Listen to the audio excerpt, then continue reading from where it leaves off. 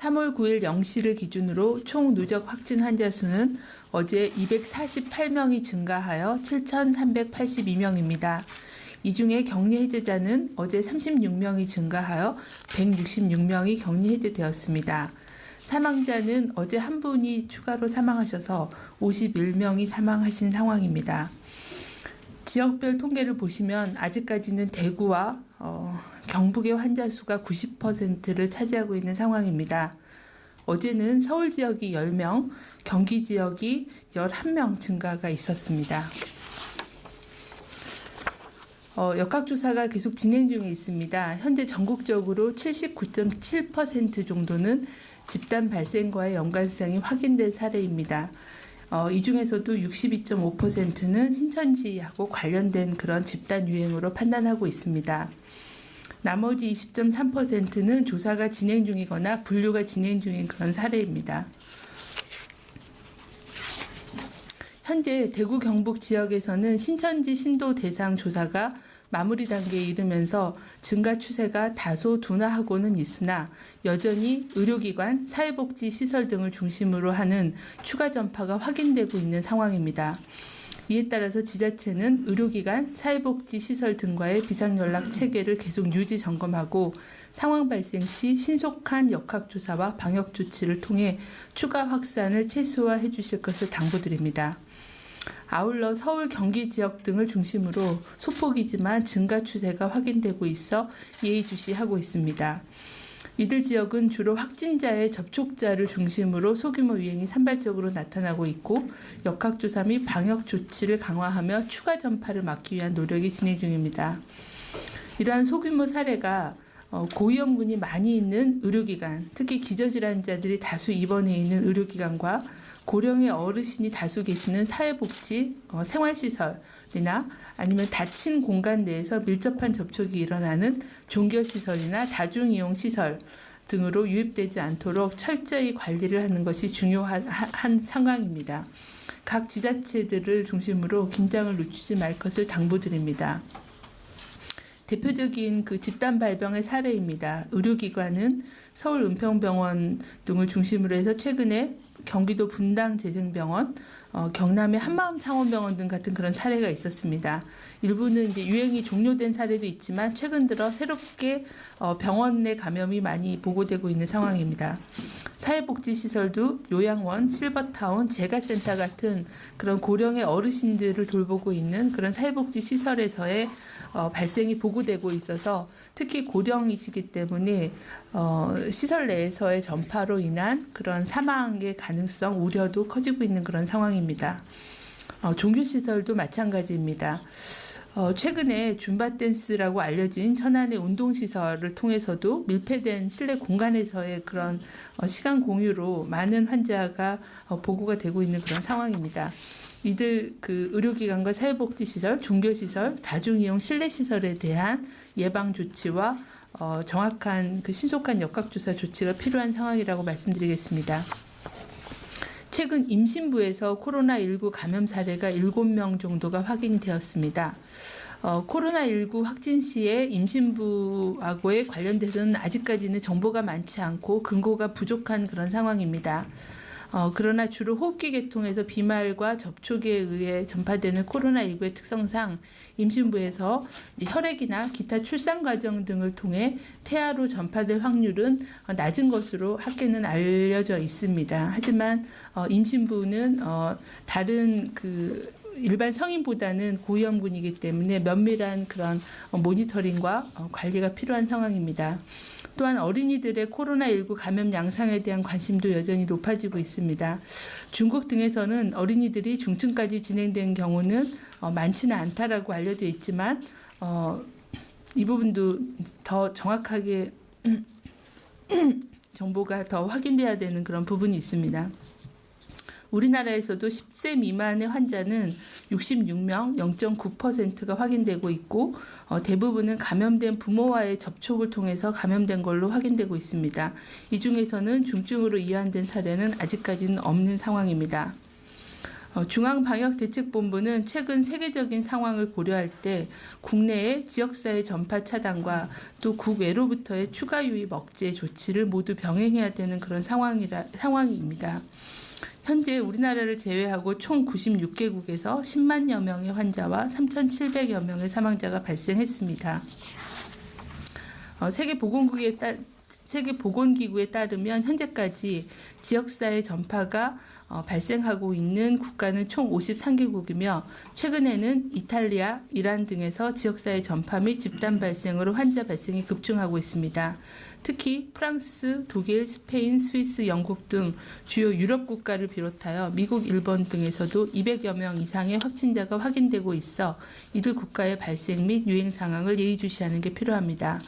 중앙방역대책본부는 우리 국민의 안전을 위해 국가별 발생 상황을 지속적으로 모니터링하고 국민들께 시의적절한 정보를 제공하는 한편 재유입을 최소화하기 위해서 이런 그 지역사회 전파가 발생하는 국가로부터의 입국하는 유증상자에 대한 검역 강화 방안도 검토 중에 있습니다.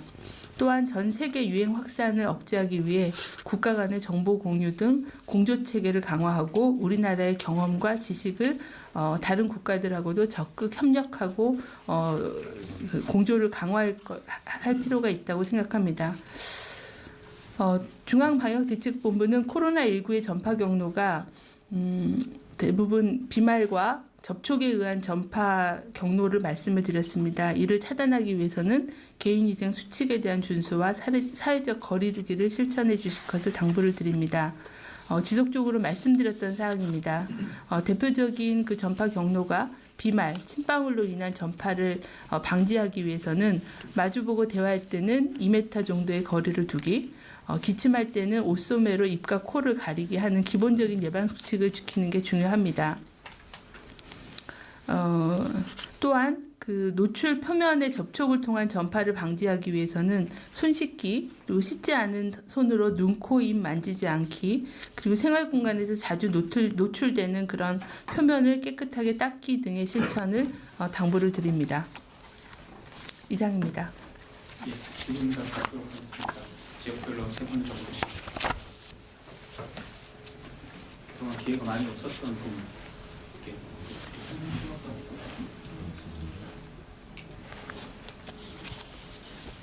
서울경제 기자님. 서울경제신문 우영탁입니다. 그 팬데믹이라는 지적도 나오면서 뭐 이탈리아나 이란 특별 입국 절차 확대가 언급됐는데 이에 대해 어떻게 보고 계신지 궁금하고요. 그리고 대구 백병원 사례처럼 대구 경북 지역에서 올라온 환자들에 대한 진료 거부와 또 환자들이 이를 숨기고 입원하는 사례들에 대해서 어떻게 대응해야 된다고 보시는지 궁금합니다. 네, 현재는 그 이탈리아나 이란 등의 발생이 이제 급격히 증가하고 있는 상황입니다.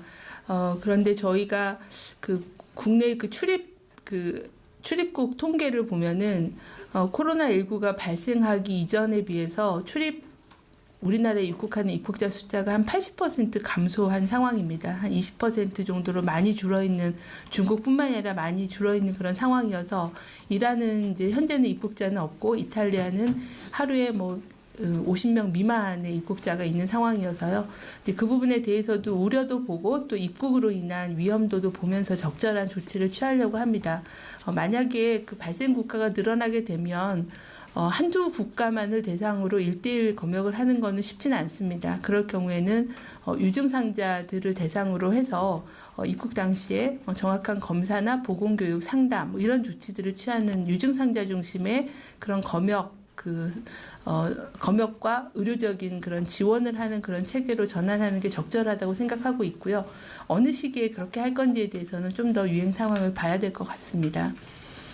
또한 그 이탈리아로부터 시작돼서 유럽으로 확산되는 양상이 있고 또 이란으로부터 시작돼서 중동 지역으로 확산되는 그런 경향이 있습니다. 그리고 동남아의 경우에도 각 국가의 어떤 진단 역량에 따라서 환자를 얼마나 발견하느냐에 따라서 그 나라의 통계들이 공개가 되는 거기 때문에 전반적인 그런 부분들도 감안한 국가별 위험도를 좀 봐야 되는 필요성이 있습니다. 그래서 전체에 대한 검역은 쉽지는 않고 유증상자 중심의 그런 검역과 그리고 또 해외에 나가시는 분들, 들어오시는 분들에 대한 정보 제공, 그리고 예방법에 대한 안내 등등을 강화할 계획입니다.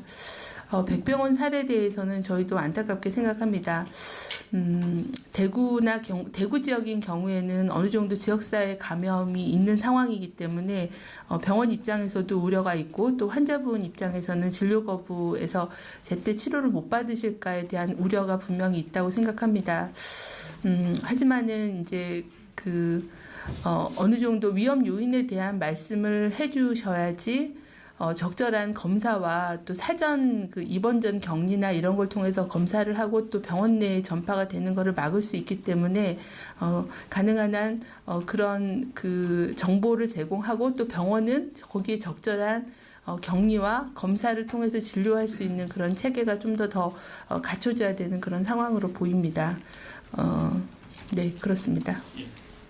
다음 기자님 질문 받겠습니다. 앞에 계십니다. 이투데이 김지영입니다. 최근 발생한 사망 사례 중에 기저질환이 없는 사례나 30대, 40대 사례가 늘고 있는데 현재까지 코로나19의 치명률이나 위험성을 어떻게 판단하고 계신지 궁금하고요. 추가로 현재 입원 환자 중에 중증 이상 환자가 몇 명이나 계신지도 말씀 부탁드립니다. 또 마스크 방역 효과를 놓고 부처마다 조금씩 말이 다른데 감염병 예방과 전파 차단 측면만 놓고 봤을 때 반드시 매일 새 보건용 마스크를 착용해야 하는지, 또 재사용 마스크나 방한용 마스크는 효과를 보기 어려운지에 대해서도 좀 정리를 부탁드립니다. 현재 저희가 사망자는 저희 이제 통계가 뒤에 있습니다. 보시면 되는데 현재 저희가 30대 1명, 40대 1명의 사망자가 있습니다. 그런데 30대 사망자 한 분은 제 기억으로는 투석 치료하셨던 분이어서 이제 기저질환이 상당히 있으셨던 분이고요. 40대 한 분은 경주시에서 사망하신 후에 확인된 환자분이어서 저희가 이제 사인에 대한 부분들을 확인을 해야 되는 그런 상황입니다. 50대에 5분이 계시는데 50대는 대부분 대남 정신병원에 입원하셨던 분들이 대다수를 차지하고 있는 그런 상황입니다. 그래서 아직까지는 알려진 대로 60대, 70대, 80대의 사망자가 많으시고 대부분은 기저질환이 있으십니다. 그리고 연령이 올라갈수록 치명률이 높아진다는 거는 표로도 말씀을 드린 상황입니다. 기저질환 유무에 대해서는 아직은 좀 더 정밀한 과거의 의무 기록이나 이런 걸 다 봐야 되기 때문에 현재까지 파악 안 된 분들이 몇 분 계실 수는 있을 것 같습니다. 근데 그분들은 좀 더 정밀한 조사가 필요해서 명백한 고위험군은 고령과 기저질환이 있으신 분인 거는 동일합니다. 위중하고 중증 환자분은 이따 팀장이 말씀드리도록 하겠습니다. 먼저 말씀 좀 주실래요? 박진혁 각조사 1팀장입니다. 예, 오늘 입원 환자분들의 중증 분류 현황입니다. 총 65분이시고요. 중증 이상 단계가. 그중에 중증 단계로 분류되시는 분 23분, 그리고 위중 단계로 분류되시는 분이 42분 되겠습니다.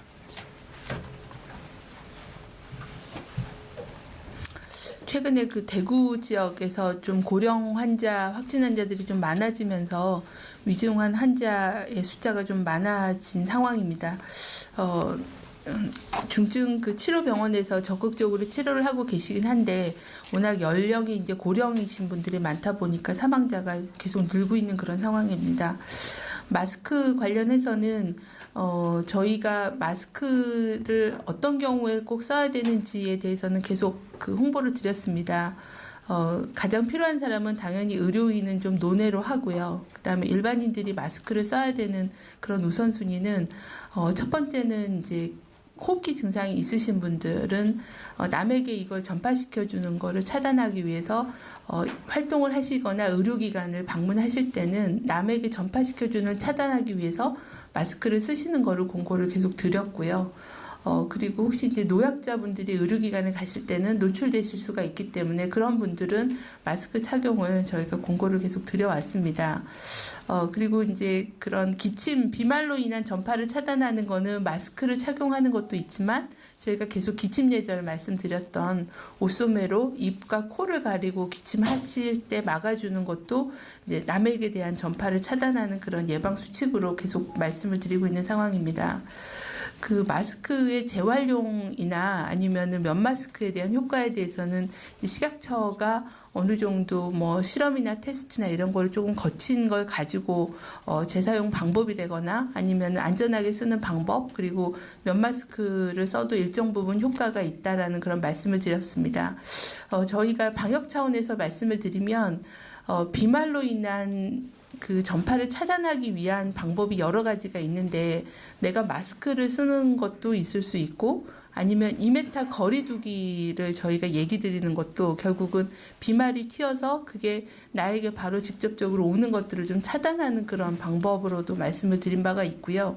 그다음에 저희가 계속 강조드렸던 거는 혹시나 호흡기 증상이 있으시거나 몸이 조금이라도 불편하신 분은 집에서 좀 머무르면서 출근이나 학교를 가시지 않고 집에서 머무르면서 집에서의 어떤 요양이나 관찰을 하도록 공고를 드리는 이유가 아프신 분이 가급적이면 이제 사회적인 노출을 또는 직장이나 학교 내에서 노출을 줄이는 그래서 이런 사회적인 그 사회적 거리두기에 대한 거 또 아프신 분들은 가급적 집에서 특히 전염력이 높은 초기 시기에는 조금 집에서 요양해 주실 것을 당부드리는 거 이런 게 전반적인 사회에서의 그 노출을 좀 줄이는 그런 노력으로 공고를 드렸던 내용이라는 말씀을 드립니다.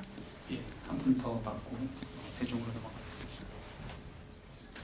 뒤에 계신 분하고 못 받는 질문 오송의 경우는 끝나고 받겠습니다. 네, JTBC 윤재영입니다. 그 서울 백병원 환자분 역학조사 정보 좀 부탁드립니다. 그 보건소와 병원 찾아갔었는데 진료나 검사 거부 당했다고 하셨는데 여기 어딘지 그리고 환자가 어떻게 상태를 당시에 설명을 했었던 건지 좀 확인 부탁드리고요. 그 병원 폐쇄했다가 병원 내 감염이 있었을 때 병원 폐쇄했다가 다시 여는 부분 메르스 때랑 비교해서 지침 완화됐다고 하는데 이게 구체적으로 어떤 부분인지 이게 그 병원을 더 빨리 열 수 있는 부분과도 관련된 부분에서 지침 완화가 있었던 건지 말씀 부탁드리고 이 병원 내 감염이 계속 수도권 내에서 조금씩 생기면서 의료 공백 막기 위해서 좀 조치가 추가적으로 필요하다고 생각하시는 부분 말씀해 주시면 감사하겠습니다. 그 백병원 사례에 대해서는 현재 좀 조사가 진행 중이어서 저희도 그 환자분이 이제 어떤 증상 어디를 거쳐 갔는지에 대해서는 동선이나 이런 거는 조사를 하고 있어서 제가 지금 그 정보를 갖고 있지 않아서 말씀드리기는 좀 어렵고요. 조금 더 확인을 하도록 하겠습니다. 아까 말씀하셨던 사전에 어디를 거쳐 갔는지 어떤 증상을 호소했는지에 대해서는 현재 그 서울시하고 여기가 조사가 진행 중에 있습니다. 그리고 그 병원 내에 환자가 발생했을 때에 대한 조치는 현재는 이제 그 환자가 발생했을 때 환자가 어느 정도의 동선으로 병원 내에 노출이 됐는지에 대한 오염구역이라고 하는 그런 노출된 범위에 대한 부분들을 차단을 하는 그런 원칙이어서 이게 병동 단위가 될 수도 있고 층 단위가 될 수도 있고 아니면 방문했던 그런 공간이 될 수가 있기 때문에 병원을 전체를 근데 너무 광범위하게 많은 부분이 노출이 됐다고 하면 병원 전체의 폐쇄가 될 수도 있지만 노출의 범위에 따라서 병동 단위 정도로 지금은 코호트 격리나 뭐 이런 부분들을 진행을 하고 있고요. 그리고 그 재오픈하는 그런 기준에 대해서는 지금 그 원칙은 그 병동 안에 이제 환자나 접촉자 같은 그런 추가적인 그런 노출이 일어날 수 있는 그런 위험이 없어야 되는 상황과 그다음에 적절한 소독과 이런 조치가 진행이 된 부분과 또 그 병원이 감염관리 계획을 어떻게 수립을 해서 제대로 이후에 관리를 할 수 있는지 이런 한 3가지를 고려해서 판단하는 걸로 그렇게 규정을 하고 있는 그런 상황입니다. 그리고 병원 내 감염이 늘고 있는 상황인데 이제 의료진들도 보호를 해야 되고 하는 상황에서는 가능하면 병원 내에서는 저희가 이제 호흡기 환자들을 좀 분리해서 진료하는 그런 부분들에 대한 안심병원에 대한 정책이 있고 또 의료진들이 전반적으로 마스크를 착용하고 기본적인 개인 보호구를 착용을 하게 되면 전파의 위험이 낮기 때문에 접촉자로 분류가 돼서 격리되는 것을 좀 최소화할 수가 있습니다. 그래서 전반적인 의료기관 내에 개인보호구, 소독 같은 감염관리 수준을 높이는 측면 하나하고 두 번째는 환자에 대한 선별하고 동선을 좀 분리해서 운영하는 그런 쪽으로 병원 내 감염에 대한 예방 대책을 추진하고 있는 그런 상황입니다.